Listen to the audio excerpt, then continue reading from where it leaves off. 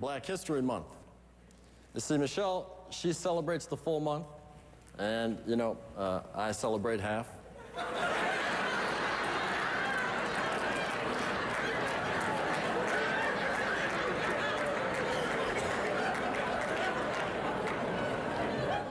My father was a black man from Kenya, and my mother was a white woman from Kansas. So yes, my mother loved a black man, and no, she was not a Kardashian. Thank you. Did you just laugh or cringe at what you heard? This Obama impersonator was cut off at the Republican Leadership Conference Saturday because his act, organizers say, was getting inappropriate. So, was it the right call here to talk about a comedian? Dean Obeidallah joins me.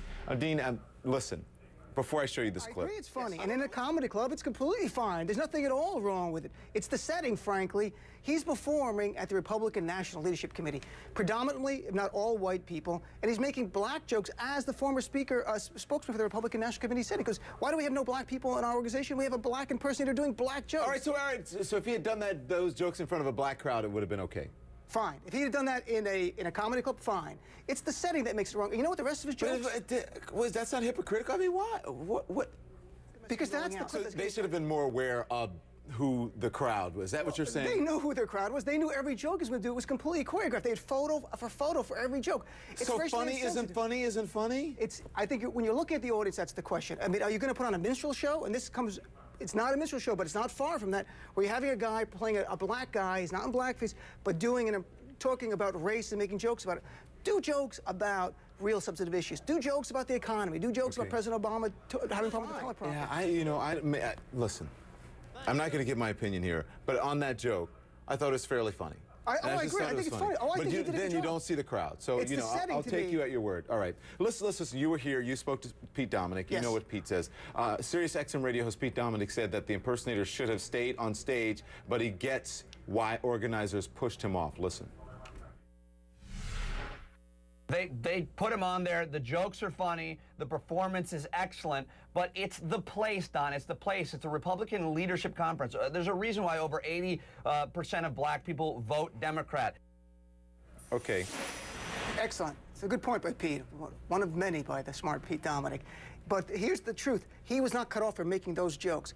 If you watch a tape, he was cut off 10 minutes later when he started making fun of Republicans. That was the problem. He started talking about Romney. He started Pawlenty. When he mentioned Michelle Bachmann, they cut him off and shut his microphone off. This is the party that says we don't want regulations, I guess, except when you're making fun of us, we're going to censor you. Okay. What kind of message is that sending? That's ridiculous to me. They knew the jokes he was going to say. This is a corporate event. I've done these. All right. We have another clip, and then you and I will talk about it. Sure. Now the Donald. Remember him? Yeah, he chose not to run as a Republican, but he's now threatening to run as an independent. But the only thing running independent of Donald Trump is his hair. All right, that one was funny too, yeah. They're supposed to be edgy. Reggie, that wasn't edgy, but that's a standard joke. I've done the same joke. Reggie has done a very good job. He's a funny comedian. I don't know him personally. He did a good job. He did what they asked of him. All of a sudden, the crowd turned on the event when they started making fun of Republicans. Their skin was too thin. They didn't like it. All right, I've got to ask you this. I have to ask you this. And listen, this is just a question for the people at home, because anytime I ask something about an African-American president and I'm critical, all of a sudden I'm not black, just so you know that, right? People want to take my black card away. Sorry about that. I have to ask the questions about any president, because the president is black. And I've heard comedians, and I've heard people who believe in free speech, who, most of us, this is free speech. This is comedy. We should not be so thin-skinned. The president, after all, is a black man. So it's not a minstrel show. There's a black man up there dressed like the president doing a funny joke. You can absolutely say whatever you want as a comedian. The question is, there going to be a backlash or not? This should not be directed at Reggie. Reggie had every right to say that. They knew his jokes. He did a great job, Reggie. But the truth is, they stopped him before. I feel bad for him as a comedian. He was probably building to a Michelle Bachmann joke. I wanted to hear. Probably was going to close with Sarah Palin. She's comedy gold. Yeah. So I feel bad for Reggie. He was going to close big. They cut him off because they didn't like him making fun of Republicans. Yeah. That's not the message you want to send. Listen, there are a lot of Republicans and Democrats and politicians who you don't really need a comedian to do them. No, they're great. They're never funny. I agree. Already themselves. Thank you very much. Thanks. We appreciate it, Dean. Thanks. Yeah, I want to show you.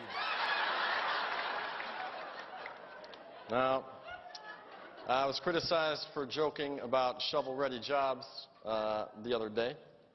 But the truth is, we need to build tunnels and bridges.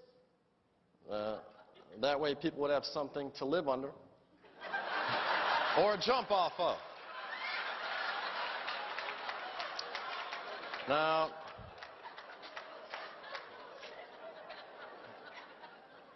in a recent poll, only 15% of Americans believe that there will be a Great Depression.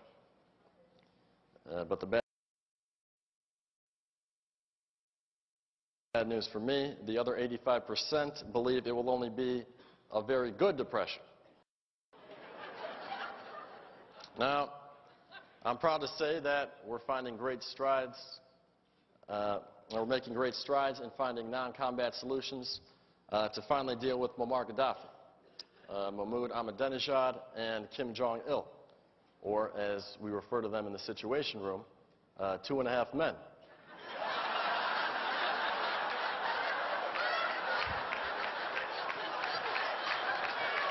Well, look at little Kim, isn't he cute? Little man. Now, Attorney General Eric Holder, at my direction, will be fighting Alabama's controversial immigration bill that's even more extreme than that of Arizona's. It states that the police have the probable cause to check anyone's immigration status if their complexion is greater than or equal to that of John the Crybaby Boehner's. You want to see my impression of Speaker Boehner? Here we go. What do you think? I've been working on that for months. I don't know why that man cries so much. Those spray tans aren't cheap. $40. Now, let me be clear. I am against any state interfering with federal immigration law. Shortly after Arizona passed its bill, I received a letter that said, Mr. President, I was born in this country. I get up early every day. I work extremely hard, come home to my wife and my kids, and still the police stop me and question my intentions. I don't think Senator McCain should be treated that way. Or do I? Now, I'm proud of all that. But listening to the attacks from my opponents and the right-wing media, you would think I haven't gotten anything done. But, you know, it's true what Harry Truman once said. If you want a friend in Washington, get a dog. So I did.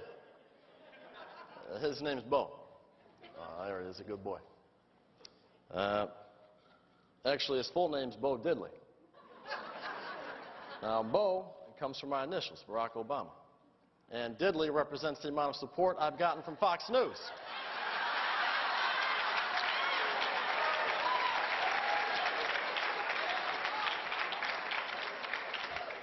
But he sleeps out in his doghouse every night out there in the Rose Garden. But it's not a new doghouse. From what I'm told, Bill Clinton slept in it a lot.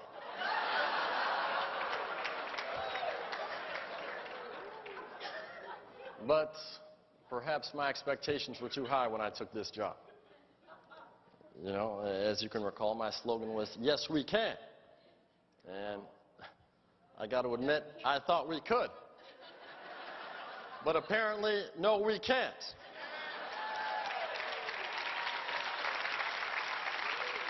So, in front of you all here today, this afternoon, I'm unveiling my new slogan.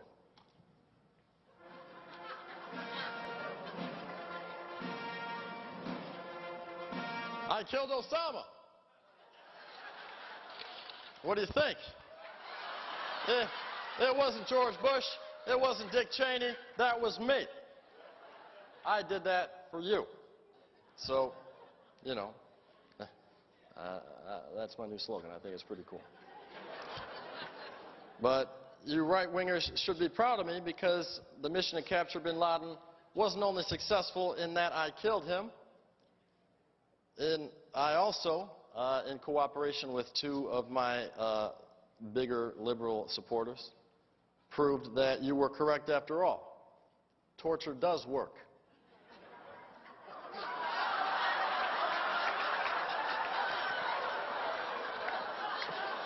Who'd have thought?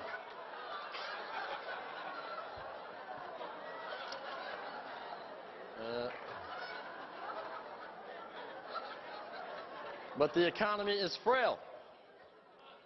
It's barely moving. It's gasping for air and desperately clinging to life, just like Newt Gingrich's campaign.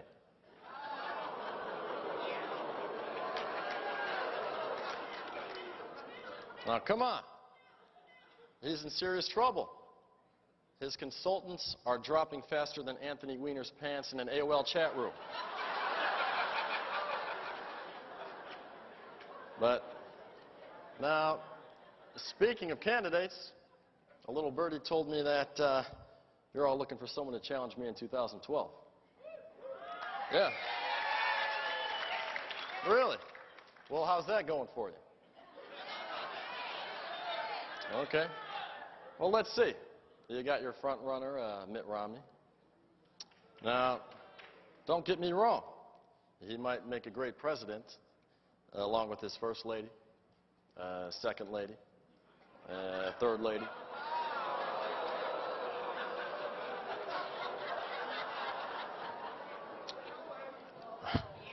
Now, it's unfortunate that Tim Pawlenty couldn't make it here, but cut him some slack. He's having his... Oh, no, don't worry. Luckily for him, it's covered under Obamacare. So, yeah, that along with spinal transplants. Yeah. Come on. John King served him up a ball softer than Barney Frank's backside.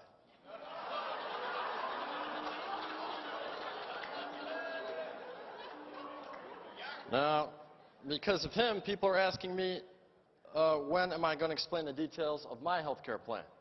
And I've got 3 words for you. So am I.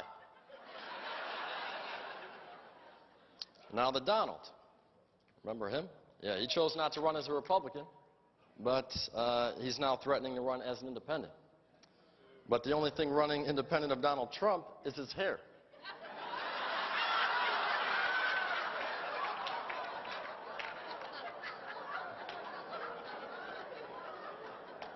Now we got Michelle Bachmann.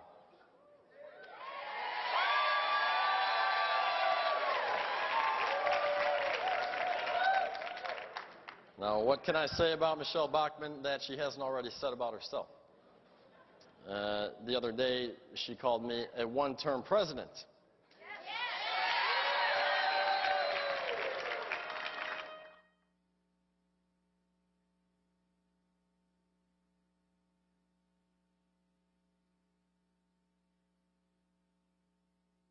It was a one-syllable president.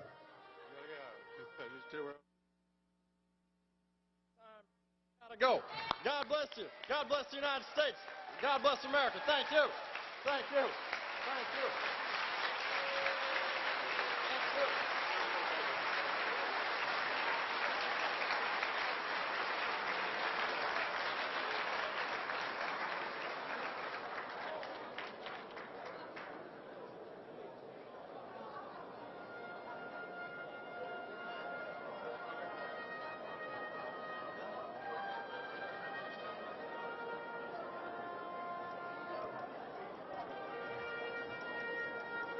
Good afternoon. Double standards with me, Afshin Rattansi, a new leader in booming China, President Obama back in the White House and declining America. This week we investigate the revenge of history.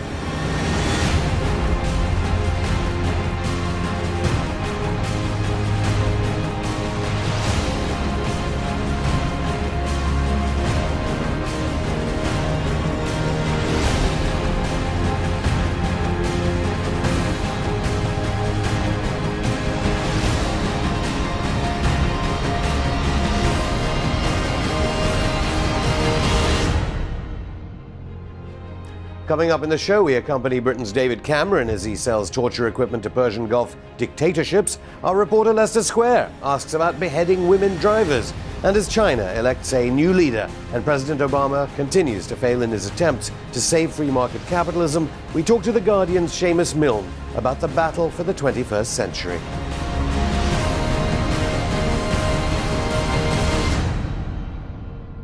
Well, doubtless you've been watching coverage of the most important election of 2012. Yes, the real international election of note is happening right now. But as a new General Secretary of the Central Committee of the Communist Party of China, what that favorite of the American right thought of the outgoing leader. Our top story tonight, Rush Limbaugh mocks Chinese President Hu Jintao.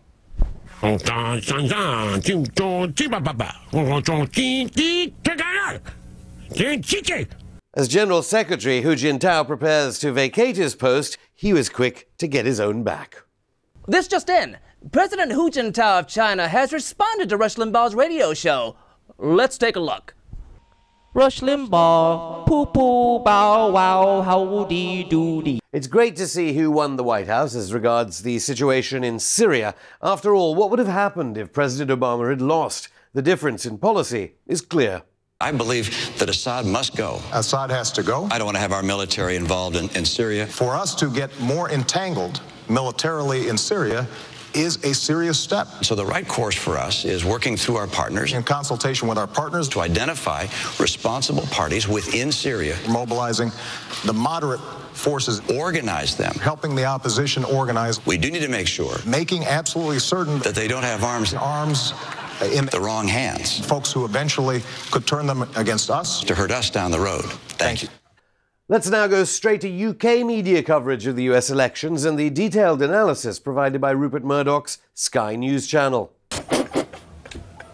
It's your fault.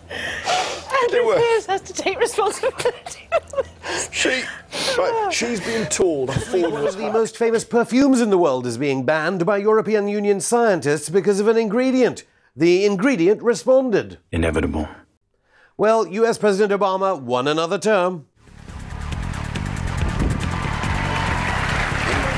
What our leaders say matter because the American people need to trust that we're saying what we mean and that we're meaning what we say. What we need is a president who's in the business of solving problems, and we will solve those problems by bringing the country together. Because when I'm president, meetings where laws are written will be more open to the public, no more secrecy. That's a commitment I make to you as president. I'll continue also to fight for what the American people care most about. New jobs, higher wages, and faster economic growth. That's why we're going to set a goal of 80% reduction in carbon emissions by 2050. And we will meet it with higher fuel standards and new investment in renewable fuels that can create millions of new jobs and entire new industries right here in America. For Americans who get their insurance through the workplace, your employer, it's estimated, would see premiums fall by as much as 3,000%. It's fascinating to me to see lately my campaign criticized because I talk about hope too much. Oh, he's talking about hope again. He's so naive. He's so idealistic. His head's in the clouds. He needs a reality check. Well, as American politics continues in the same old way, we have an aspiring politician to talk to now, none other than the daughter of former US President Bill Clinton. Hello, Chelsea Clinton. You want to join the government of the United States? The government of Nigeria today. Nigeria? You want to run Nigeria? Why there? How many dollars has their government put into your bank account for this? Currently, there are about $1 million. Did your father-in-law have anything to do with this Nigeria deal? He went to jail for 5 years for Nigerian email scams. Who put you up to this? Primarily by the Nigerian Ministry of Health in conjunction with other global partners and then also lots of local partners here in Nigeria. After your illustrious educational career, your interest in women's rights, what have you learned in Nigeria and what is your message? Die here in Nigeria. And for me, so much of that really is about women's rights. You really are running for office in Nigeria. I understand it pays a lot of money. Oh, gosh, I don't know about that. Your father, of course, abolished the current capitalist crisis. What do you see as a consequence? Maternal and child deaths every year. Would you say you are also continuing the family tradition by marrying a man who worked at your father's favorite bank, Goldman Sachs? Who were the main casualties of Goldman Sachs' corruption? The vast majority of them are our children. Your mother loved the policy of assassinating children using drones. Do you agree with that type of public service? I certainly believe my mother's life is a testament to that. Were you always for it? Before my mom's campaign in 2008, I would have said no, not as the result of any sort of long, deliberate, thoughtful process. Your father held direct talks with the Afghan Taliban as they began to sponsor Osama bin Laden. What do you think is the legacy of your father's foreign policy in Afghanistan? We saw last week in Pakistan what happened when a 14-year-old girl was singled out on a bus and shot. I see. Well, many thanks, Chelsea Clinton. Just before you go, do you think you will ruin the lives of as many people as your parents? Your mum, of course, is leaving the US State Department. What are you laughing at, Mrs. Clinton? And what happened to your daughter? Sorry. Very sorry. Thank you, Chelsea and Hillary Clinton.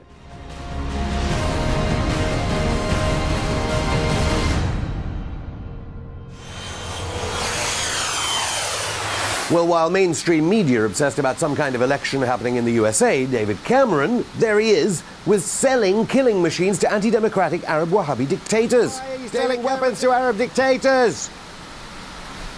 Maybe I can catch up with him at the press conference. I must get rid of my BlackBerry. I think it's making the... There we are. Oh, dear. What are you throwing, Mr. Cameron? Is that some sort of new electric shock baton that you and your ambassador try to sell to dictators? The ones that look like cricket bats? Is the ambassador going to play cricket with the Crown Prince? Our ambassador doesn't play cricket, obviously. The ambassador might not be able to play cricket, but I bet he's useless at battleships too. Pretty good at tear gas, though, which is a variation of Ludo.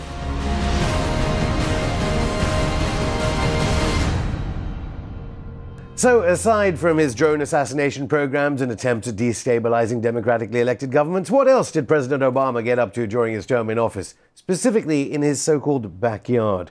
Well, back in 2011, he met with Panamanian President Ricardo Martinelli. Here they are talking about baseball. If, Mr. President, you have somebody who's the next Mariano Rivera, make sure they go to the Chicago White Sox. The White Sox, not the Yankees. Not the Yankees. They've had enough. But it wasn't just baseball they wanted to talk about. It was also Obama's desire for the spread of neoliberalism in Panama, that crucial Central American country with a canal. We are very pleased by the progress that we've made in moving forward a U.S.-Panamanian free trade agreement. Let's have a look at how that's worked. Here's Panama in the past week or so. Gunshots rang out in the Panamanian city of Colón on Monday as a demonstration against the selling of state-owned land near the Panama Canal turned violent. In this historic electoral week for China, we've got David Mahal. How's it going, David? You good? It's going well. I'm very happy, actually. Quite happy. Right. Yes, the world is now safe for Big Bird. Yes, of course, the election you didn't mention that everyone has had their eyes on is the U.S. and Obama won a second term. No That's change right. in America. In your face, Republicans. That's right. All of the lying, all of the cheating, all of the propaganda, all of the unlimited amounts of money, all of the faulty voting machines that gave it to the Republicans has no matter kept what. the drone killer in power. All of the voter ID things, all the changing people's registrations so that they would show up at the polling places and being told, oh no, your polling place is 50 miles down the road. All of those efforts failed, and still Obama got a second office. So the drone killer's in power. Excellent. Let's go to this cartoon. Just go through it. Yeah, and here we have Mitt Romney saying, on the bright side, I do have $250 million. With, of course, Ann Romney going, yes, we do. Actually, she's so anti-women, like all you Democrats. Anyway, yeah? No, I think you've confused things.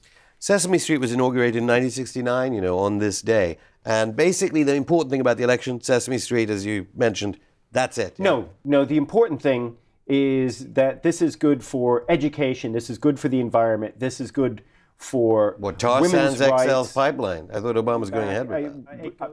Let's go to this quickly. Of course, something else was happening. Take us through it. Well, yeah, Greece has just had their unemployment come out for August because that's the most recent data, and it's over 25%. It's 25.4%, which is up from July, and slowly we see a sort of creep towards EU helping out Greece. But what we're not...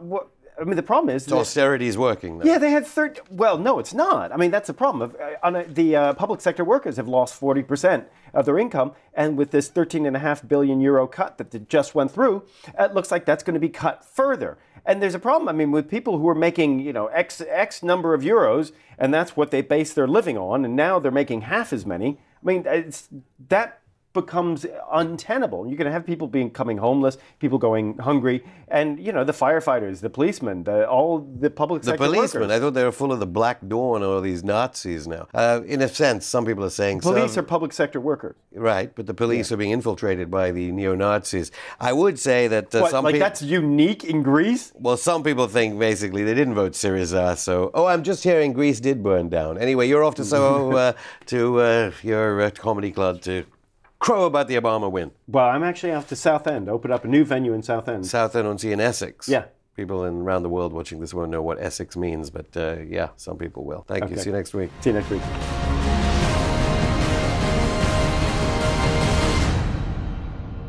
So free market capitalism is in crisis, NATO military dominance is on the wane, and mass movements fighting US-backed dictatorship are on the rise. They never said this would happen when the Berlin Wall fell down. Someone who has is associate editor of the UK Guardian newspaper, Seamus Milne, whose book, The Revenge of History, charts the battle for the 21st century.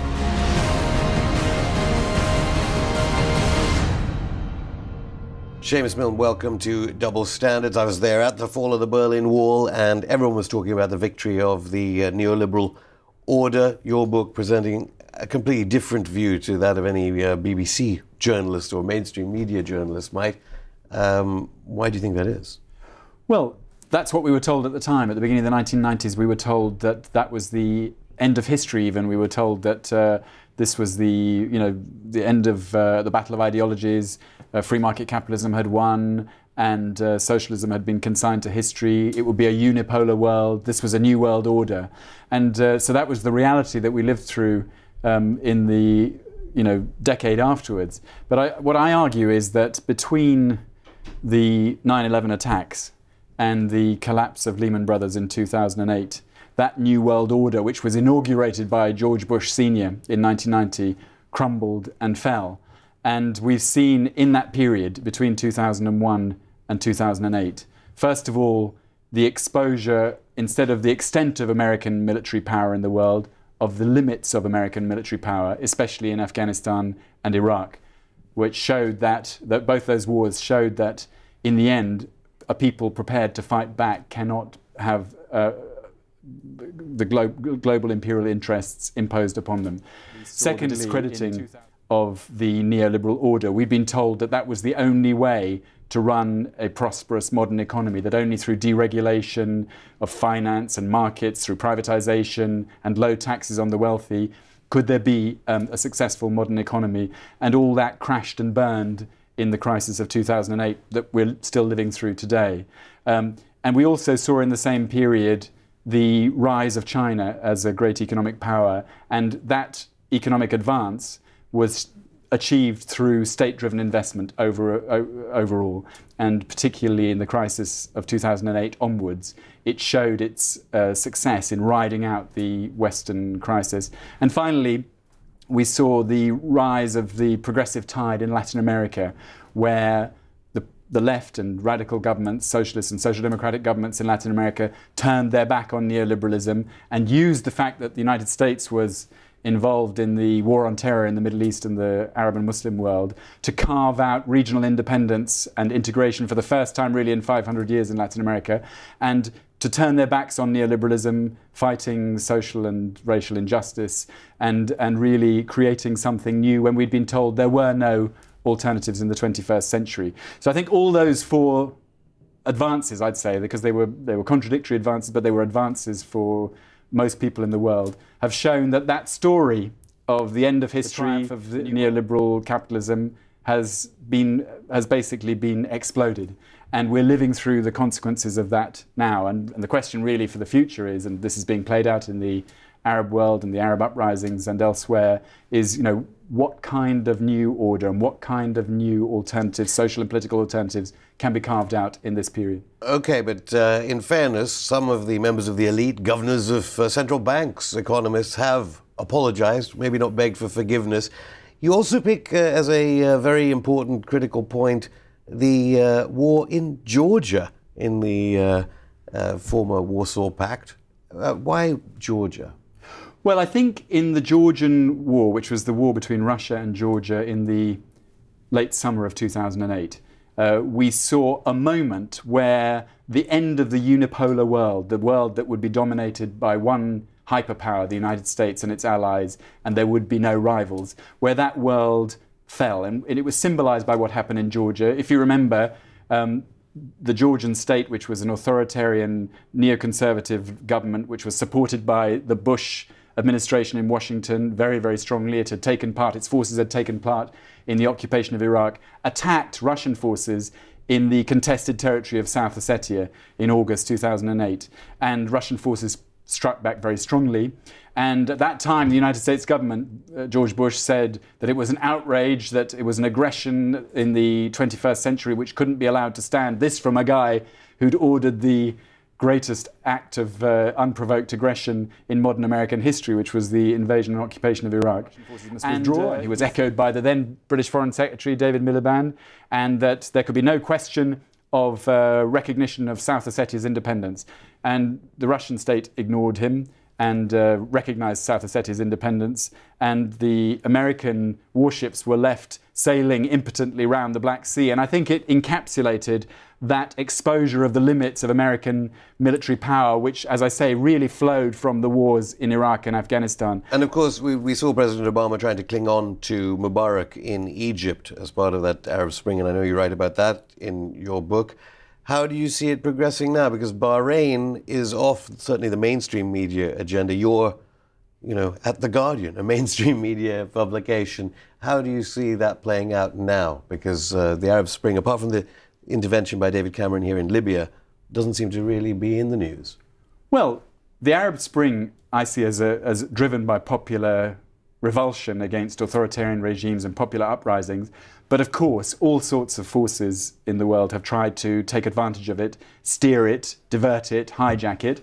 And the United States, Britain and France, as the big powers who are dominant, outside powers who are dominant in the Middle East, in particular, after the shock of the loss of Egypt, as it seemed at the time, and the loss of Tunisia, which were both allied authoritarian governments, tried to take control of what's called the Arab Spring in Libya by sort of hijacking it, intervening and really intervening in the name of the protection of civilians, but actually increasing by a factor of between 10 and 20 to large-scale ethnic cleansing and the chaos we've got in Libya today. And of course, something similar is going on in Syria. But I think it's important to see that the forms of intervention they're using are much more hands-off, and obviously they're desperate to avoid troops on the ground because they saw the consequences of that in terms of resistance and strategic setback or defeat in Iraq and Afghanistan. But I think we're seeing that played out now, and of course in countries like Bahrain, or now you've got in Kuwait, in the United Arab Emirates, and in Jordan, you see the spirit of the Arab uprising spreading to the monarchies, the Gulf monarchies, and the Western-backed autocrats and dictators. And I think that's a process which is going to play out very dramatically in the next few years. Any particular difference between Romney or Obama, now that Obama has won, with respect to those Persian Gulf monarchies and foreign policy? Well, I think the British, American and French and other Western interests in the Gulf are very, very powerful. We've got American military bases all over the Gulf. So they'll continue to support the anti-democratic forces? I think they will, but of course the democratic forces and the forces of uprising in the region are setting the tone and making their own history, and so that will change the balance of power. I think that Romney would have been more likely to support military action against Iran and aggression against Iran, but it's of course not ruled out that Obama might do that himself. But I think it's not written in the stars, and that's what's going to be played out in the next period, and what's happening now in the Gulf, where people are taking... David Cameron was there this week selling weapons. Selling arms to the dictators. People right now in those countries are taking their future in their own hands, is something I think we should take confidence from. Thank you very much, Seamus Milne. A great read, The Revenge of History, The Battle for the 21st Century. Thank you.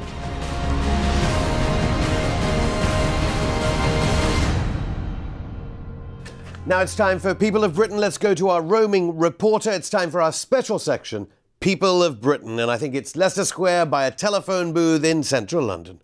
Hello, Afshin. Oh, hang on a minute. No, Lloyd Blankfein couldn't win. Goldman Sachs cannot go into the White House directly. No, it had to be this. Anyway, you're happy with who's now in the White House? Good. Sorry, Afshin, just took a quick phone call there. People of Britain time.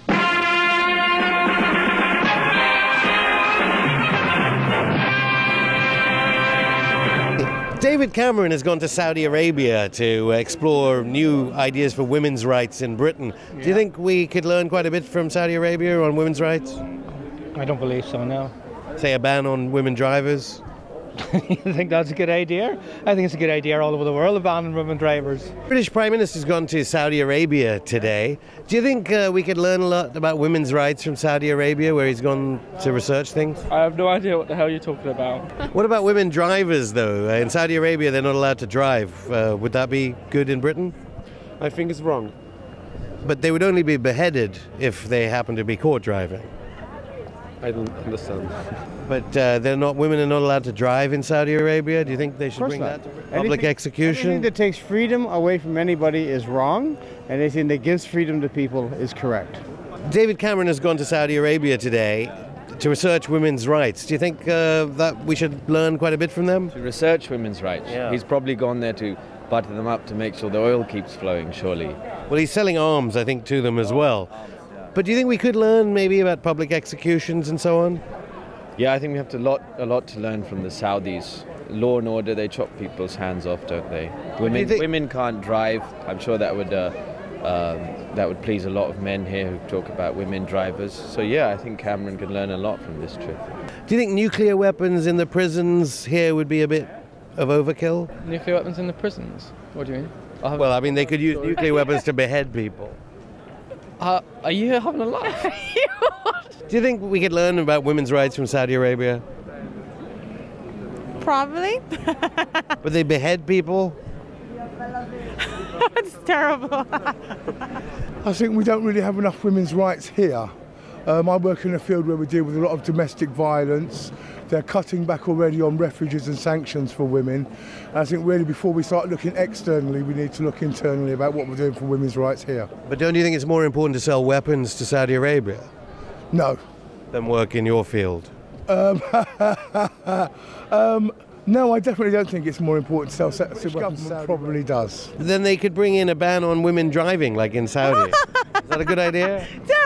We are better than you guys. I'm sorry. So you're against the beheading of women in public squares or Wembley Stadium?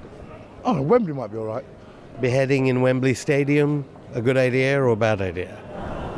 This is, I think it depends. If this is going to make a difference to the public opinion about the crime and reduce the crime rate, I think maybe it's good. Oh, well, David Cameron visiting Saudi Arabia about women's rights. Good idea. Thank you. Sorry. There you have it, Afshin, the voices of the people of Britain. Oh, another phone call.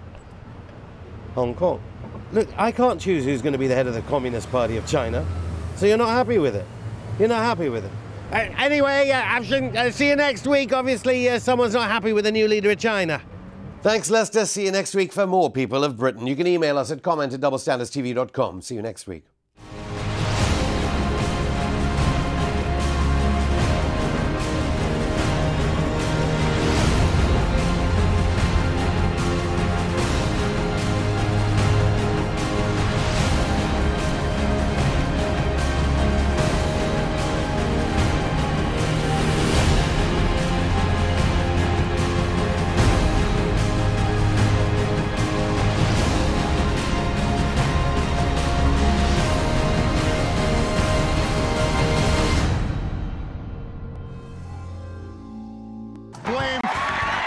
welfare recipients, corporations, unions, immigrants, gays. President Obama accepts the Democratic nomination in Charlotte, asking voters for... I refuse to give middle-class families a home. I ask students to pay more for college. Eliminate millions of Americans who are poor and elderly or disabled, also those with the most...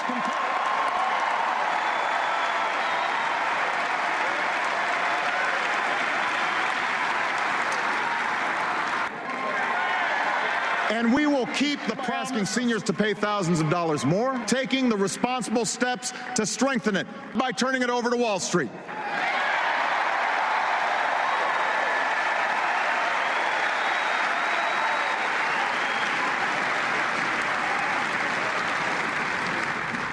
This is the choice we now face. Almost nothing. Bigger tax cuts and fewer regulations are the only way. If you can't afford health insurance, hope that you don't get sick. If a company releases toxic pollution into the air your children breathe, well, that's the price of progress.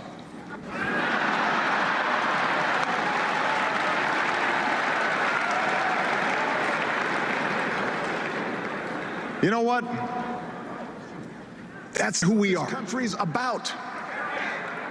As Americans, we believe we are endowed by our Creator with certain inalienable rights, rights that no man or government can take away.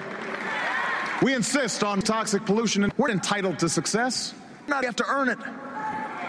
The risk takers, the entrepreneurs who have always been the driving force behind our toxic pollution and cancer free enterprise system, the greatest engine of growth, toxic pollution and cancer that the world's ever known. But we also believe in something called toxic Wall Street. A word at the very heart of, a word at the very essence of our democracy, cancer, Wall Street. The idea that this country only works when we accept certain obligations, Wall Street. And so is the entire economy. Wall Street. The Wall Street, Steve Jobs, cancer, Wall Street, cancer. And it is in our power to get Wall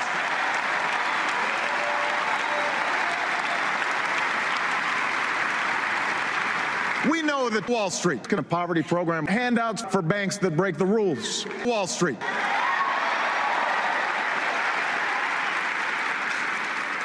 Wall Street can solve all of the problems.